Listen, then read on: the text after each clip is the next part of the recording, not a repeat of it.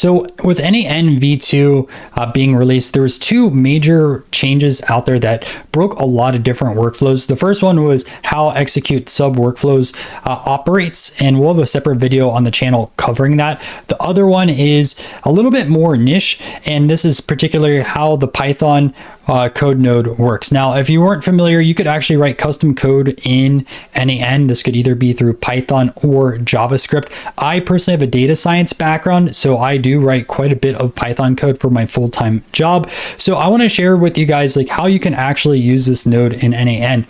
It actually was on my backlog of videos that I wanted to record. However, it wasn't a super high priority because I know not everyone knows how to code that's in N8N. But with this major breaking change, I wanted to cover all the brand new updates on that side of things. So we're going to jump into N8N right now and take a look at that really quick. If you do want to join my school community, it's linked down below. We have over 300 different people that are interested in AI automations to either upskill or land freelance customers, or if they have a business, try to automate some of the boring tasks. So we'd love to have you part of our community. All the JSON from this video will be in there as well.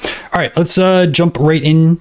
And what you'll see is I grabbed all of our information over here from the official N8N docs, like what has officially changed. I actually summarized this to make it a little bit easier. I used Claude on this. So this is what Claude is saying. So the old version that N8N used, the Python lived inside your computer's web browser. It was slower, which I agree. It's much faster now just from some testing. And it used to have some shortcuts like input to grab stuff easily. The new task runner version over here lives in a separate room with real Python. So Python running on a computer. It's much faster and safer. I agree, it's being faster. I'm not a security expert by any means, so I'm not going to make that claim that it is safer.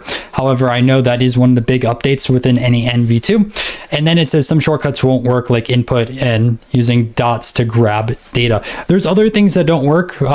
And we'll cover that a little bit later in the video because I'm not a huge fan of all the different changes. But the first part is, let's talk about where this node could be found and different things like that. The first thing is go over here and just type in code. And what's nice is the same node is used for JavaScript as well as Python. So you can use either or on this side of things. I'd recommend, again, at least learning the basics of one of these programming languages, because I do think it's a good skill to have if you're building out N8N workflows, and just in particular, it's good to know. So you can see over here, we have language, Python native, and then we have JavaScript over here. We also have a few different modes. I didn't really cover the modes in particular for this video. Maybe I should have, but you have run once for all items, run once for each item. I just kept it on run once for all items. But we're going to go over here to the Python side of things. I believe this is new, but essentially what it does is it gives you an example of Python code, and it's commented out. So Python comments are these hashtags or pound signs, and it says a loop over input items and add a new field called my new field to the JSON of each one. So you see we have a for loop over here, which is really great because it shows us how to loop over these input items. And if you're not familiar with input items, this is the number that you'll typically see, like it says like 5 or 6. So you can see like it says 5 items going in over here. Well, those are the input items. I'd hope that you're familiar with it if you're jumping into this video, but just in case. And essentially what this is doing is creating a new field for every single of these input items, and then just returns all these items at the very end, which in that case down below would be those 5 particular items. So what I want to do is kind of walk you through a few different examples of how you could use this. This isn't a full comprehensive Python video because, to be honest with you, if I made a full comprehensive Python video, it'd be well over 20 hours.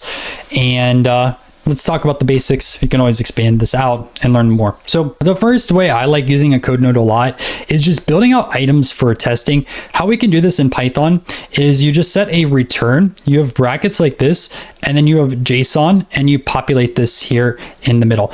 And what I will say is I always just copy and paste this because it's a pain to generate this and just write it out, or I'll ask a large language model to help me build this out with this example, and just in particular for a video or for testing purposes. So what this will allow us to do, if I click execute step over here, you'll see it creates 5 different items. We have a name of a person as well as their salary. So Alice, 75,000, Bob, 62,000.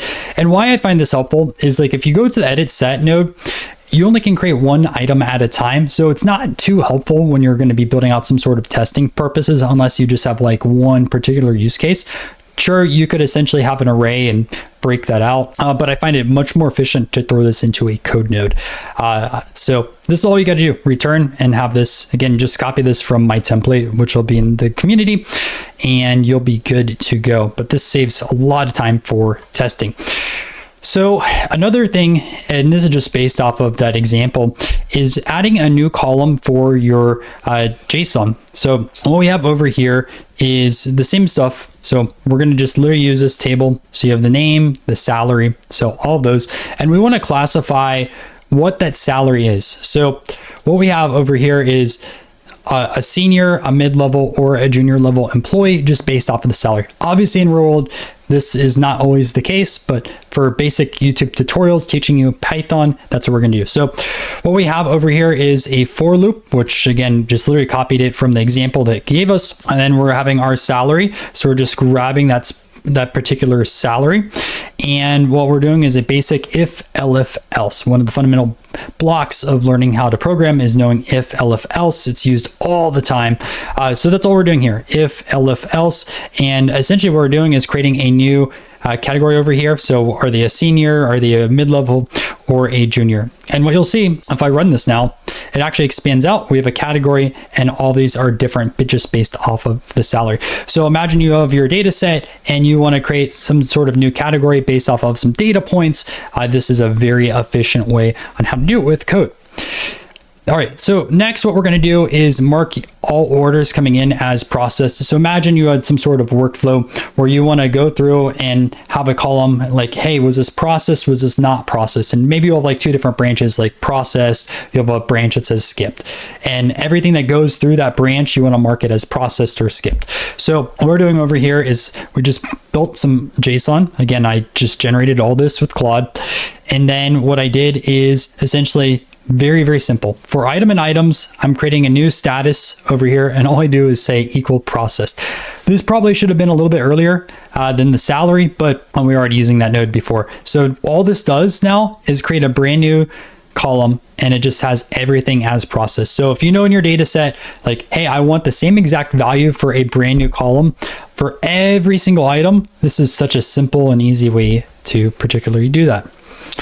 All right, next one is modifying data. It's very common to modify data, and Python makes this super easy. So all we have over here is different metal bands and their Instagram links. So Trivium, Architects, Meshuggah, Polaris, and Gojira. So you can take a look at what this looks like over here, and you have band and then Instagram. Again, very simple data set. You have 5 rows with 2 columns. So what I want to do is actually remove out the Instagram.com and just have the username for the Instagram profile. In addition, what I want to do is have an @ sign over here, just because it's very common to do that with social media handles. So again, we use this for loop, which I'll say it a million times. It's nice to have this already in over here, so you don't even have to think about it.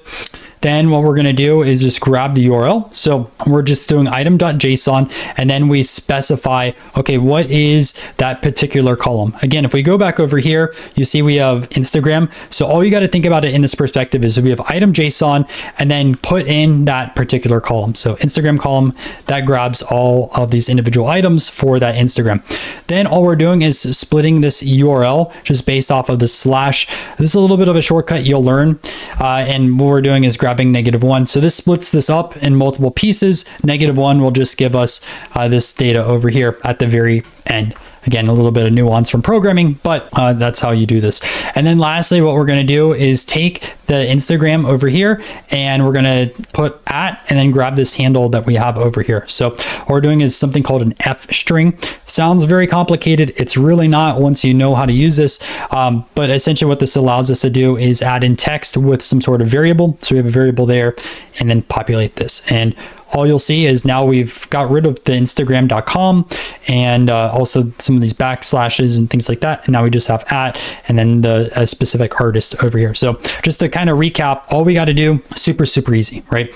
URL, item JSON, and then grab that particular column over there and populate this.